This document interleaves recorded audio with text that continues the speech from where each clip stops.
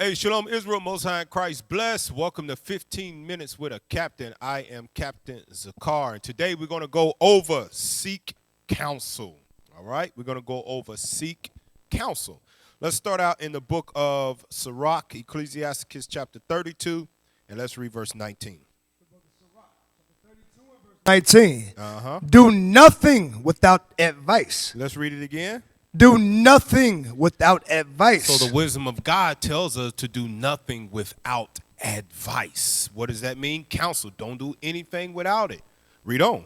And when thou hast once done, repent not. Because that advice that you are getting, it should be godly. It should be wisdom. It should be from an aged man or a woman that has experience in what you are asking them about. So God already lets us know, do nothing without advice. And once you get that advice, move in confidence, move in faith, all right? That is the right counsel from the Lord.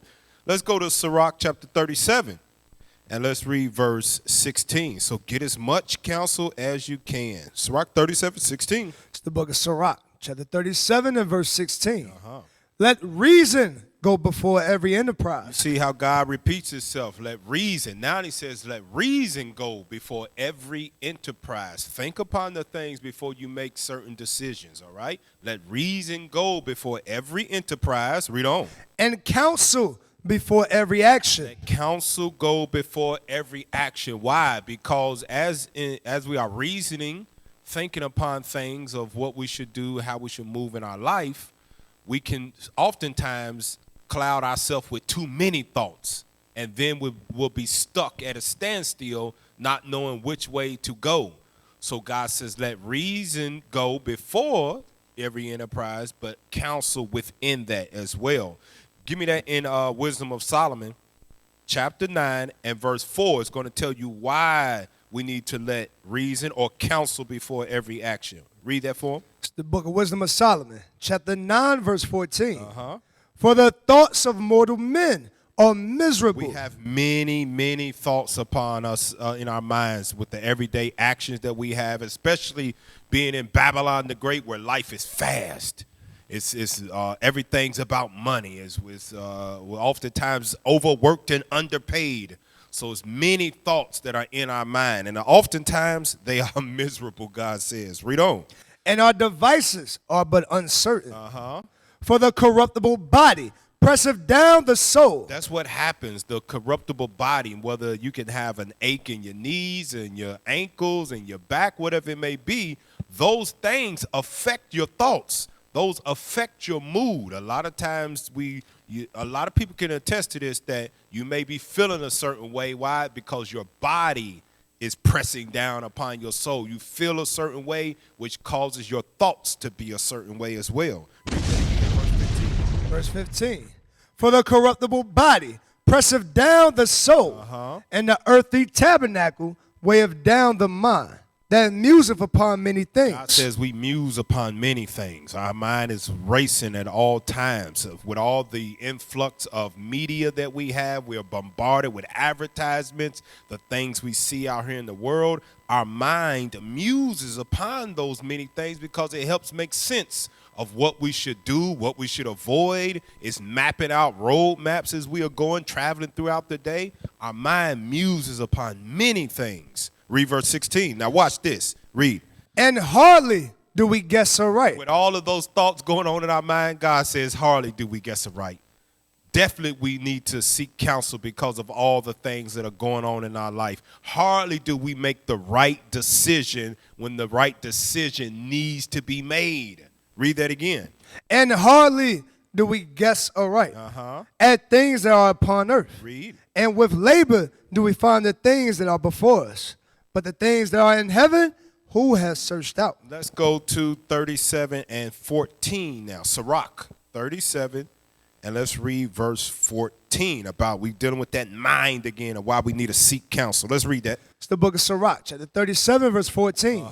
For a man's mind is sometime wont to tell him more than 7 watchmen. That's why God says he wants us to counsel, because our mind is racist with many thoughts, and sometimes it'll tell you more than what 7 people already know, and your mind's telling you you know best.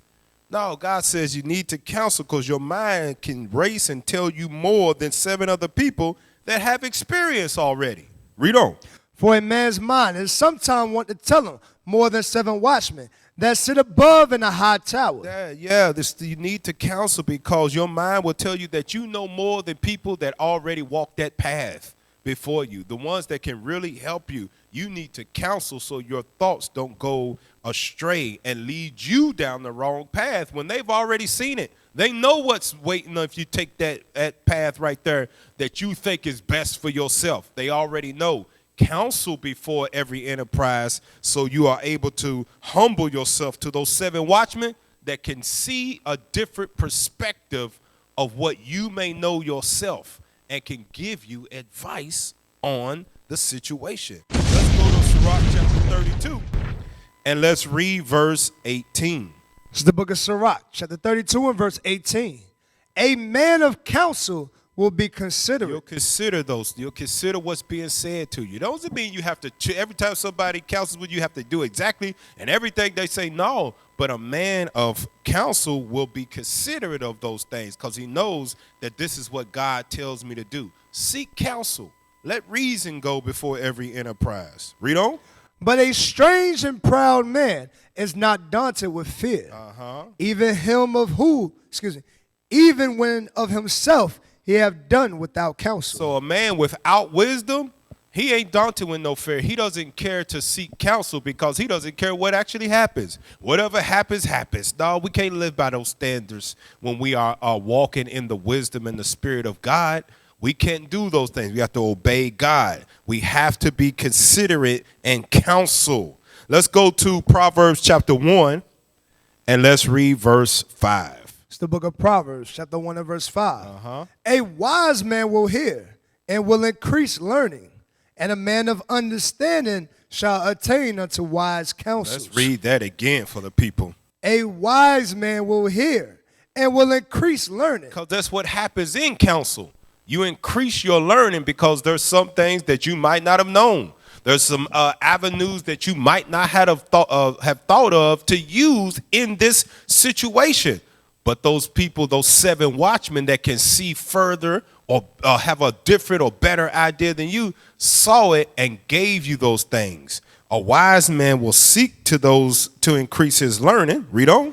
And a man of understanding shall attain unto wise counsel. You know what attaining to wise counsel shows God? It shows God that you humble. It shows God that you have a level of wisdom that he can use to order your steps aright, to make sure you get there in the way that you should go, where you won't pick up any spirits, you won't get any disappointments or things of that nature because you walked down the wrong path. God said, this man got wise. He's wise. He sought out counsel. I'm going to make sure I'm going to order their steps aright so that they get to the destination that he sees fit best for us. Let's go to that in 1 Kings chapter 12. Let's see about counsel in this example. 1 Kings chapter 12, and let's read verse 6. 1 Kings chapter 12 and verse 6. And King Rehoboam consulted with the old men that stood before Solomon his father while he yet lived, and said, how do you advise that I may answer this people? Now this is a young man speaking with aged man, which should be done. Seek counsel from aged man. Read on. And they spake unto him, saying, if thou wilt be a servant unto this people this day, and will serve them, and answer them, and speak good words to them, then they will be thy servants forever. That was excellent counsel from aged man, from wise aged man. They gave this young man excellent counsel. Let's read what the young man did, though. Verse 8. But he forsook the counsel of the old men. You know what he did? He listened to his own thoughts. He let the 7 watchmen that told him this is how you should roll, he pushed that to the side. He cast it behind his back, and he forsook the counsel of the old man and did what? Read on. Which they had given him, and consulted with the young men. It's never wise to consult with young men that don't have experience in something that you are seeking counsel on. it's wise to seek counsel above. And when I say young man, I'm not talking about just in age and things of that nature. I'm speaking about the wisdom, the understanding, the longevity, the experience that they have in this truth. I'm speaking about those, okay? So don't get it misunderstood that just because they're maybe younger in the truth, they may not know anything. Not speaking about the age. I'm talking about the wisdom that comes after being reborn. It's not wise to to reject aged counsel and seek young man's counsel because they're your friends. Read that again, verse 8. But he forsook the counsel of the old men, which they had given him, and consulted with the young men that were grown up with him. When it comes to seeking counsel, friend-ish goes out the window. You need to do what is best for your walk in this truth, for your life with God. Read on. And which stood before him. All right, let's go back to Sirach. Let's read 37 and verse 7 now. Sirach 37, verse 7. It's the book of Sirach, chapter 37 and verse 7. Every counselor extolleth counsel, but there is some that counseleth for himself. That's what Jeroboam ran into. He ran into men that were counseling for themselves. And how was they counseling for themselves? The history doesn't extend to how they were counseling for themselves, but we can pull wisdom from that and understand they counseled for themselves because they told him what he wanted to hear. The aged man told him what was right, but he didn't want to hear that. The young man told him what he wanted to hear, but wasn't right for him. What did God say in verse 7 again?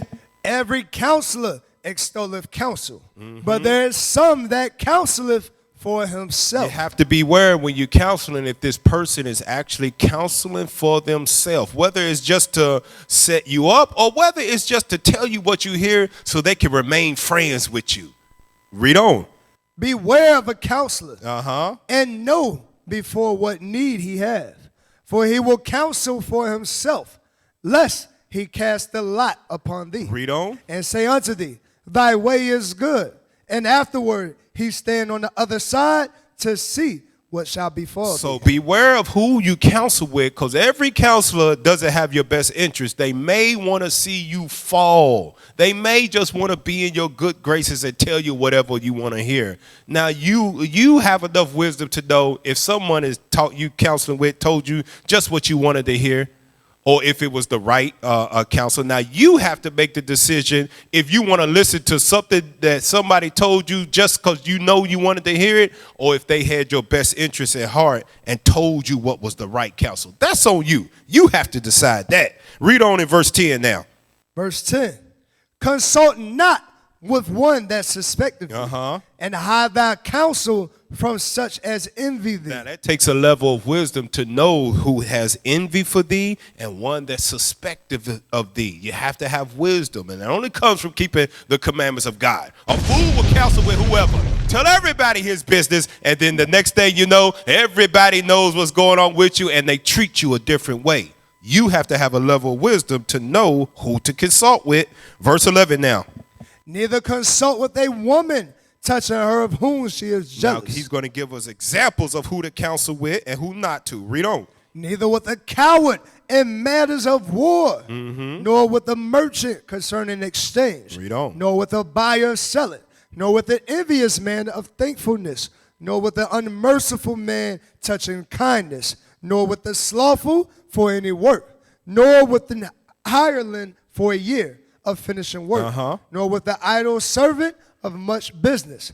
Hearken not unto these in any matter of counsel. So there you go. God's telling you who not to seek counsel from, but look who he tells you to get it from. Verse 12. But be continually with a godly man, whom thou knowest to keep the commandments of the Lord. Read. Whose mind is according to thy mind. So the counsel should always come from someone that's a commandment keeper of God. Why? Because it says that their mind is going to be according to your mind. They're going to give you wisdom based on the laws, statutes, and commandments of God. It won't be worldly advice that can ultimately harm you. It will be advice that will keep you within the in the guideline of God's commandments, so you don't go and do something that may come back on you and get you in a whole heap of trouble. Their mind will be after your mind. Keep reading. And will soar with thee. They won't give you advice that will ultimately be your demise, because they don't want to see you in a situation of sorrow. They want what's best for you. Read on. If thou shalt miscarry. If something happens down the road, they will feel the pain of you trying to embark on your goals that you may have, of the reason why you sought counsel. They won't just, I don't care. Well, hey, I told you. Hey, man, it just happens. A commandment keeper is who you should seek counsel from, because they got the same mind as you. They have the same care for you as they have for themselves, because they love their neighbor as their self. Give me that in Psalms chapter 16, and let's read verse 7 now. It's the book of Psalms, chapter 16 and verse 7. I will bless the Lord, who have given me counsel. Have given you what? Have given me counsel. So the first person you should seek counsel from is the Lord. Seek counsel from God. Pray unto him first before you consult with anybody, so he can order your steps aright to the right counselor to guide you in the way. So because he knows the counsel you get from certain individuals, you're more willing to adhere to it and take action and put it into action because it came from a certain person. Why you think God used Moses' father-in-law to speak to him about setting up leaders in the nation of Israel? That wisdom didn't come from a priest that was over Midian. That wasn't what he was about. God knew that Moses would receive the counsel from him, from someone he respected, from someone that was close to him. God knows how to order your steps aright and send you to the right person to counsel with if you seek him first. Read that again. I will bless the Lord, who have given me counsel. My reins also instruct me in the night seasons. In the night seasons, because when does God seal our instructions? When deep sleep falleth upon us. He puts those instructions. When you wake up, you're going to go get counsel from him. Something's going to be happening over here. They're going to walk past you at this time, and then you're going to think the thought at this moment, hey, what you think about this? Can I talk to you for a minute? God is going to seal those instructions upon your bed in the night seasons. Let's go to Psalms chapter 32, and let's read verse 8 now. It's the book of Psalms, chapter 32 and verse 8. I will instruct thee and teach thee in the way which thou shalt go. You see what God said he's going to do? God said, I will instruct thee and teach thee in the way which thou shalt go. He'll lead you to the right counselor if you seek him first. Read that again.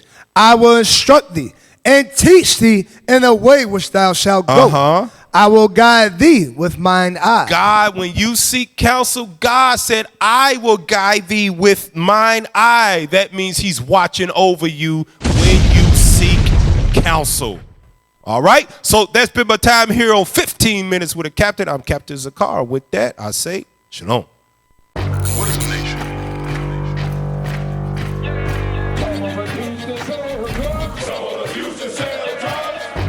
Nation is men leading by example.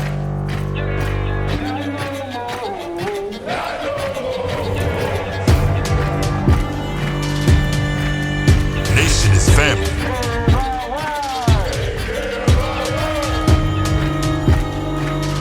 Nation is community. Nation is children with role models.